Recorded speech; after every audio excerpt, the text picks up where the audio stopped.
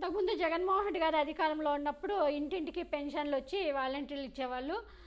ఇప్పుడు ఏపీ ప్రభుత్వం చంద్రబాబు నాయుడు కూటమి అధికారంలోకి వచ్చిన తర్వాత ఇప్పుడు ఏపీ వాలంటీర్స్కి ఈ పెన్షన్ ఇవ్వడం కట్ చేసింది. ఈ పెన్షన్లు ఇప్పుడు సచివాలయ ఏదైతే జగన్మోహన్ రెడ్డి గారు 1,50,000 1,40,000 దాకా ఇచ్చారో ఆ సచివాలయ సిబ్బందికి వాళ్ళు ఇప్పుడు ఇంటికి వెళ్ళి పెన్షన్ ఇవ్వబోతున్నారు అన్నట్టు తెలుస్తూ ఉంది.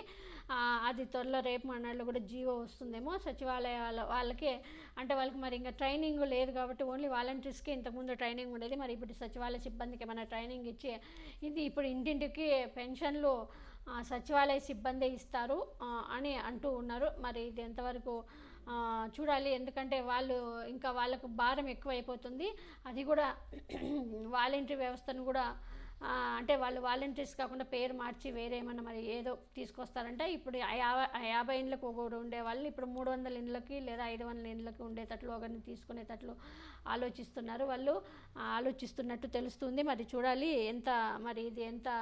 ఇప్పటికైతే ప్రజెంట్ జూన్ నెల జూలైలో జూన్ నెల పెన్షన్ వచ్చి సచివాలయ సిబ్బంది ఇస్తారు అని ఉన్న ఇన్ఫర్మేషన్. మరి చూడాలి దానిపైన మరి ఇంకా ఏంటి పూర్తి ఇన్ఫర్మేషన్ అయితే లేదు.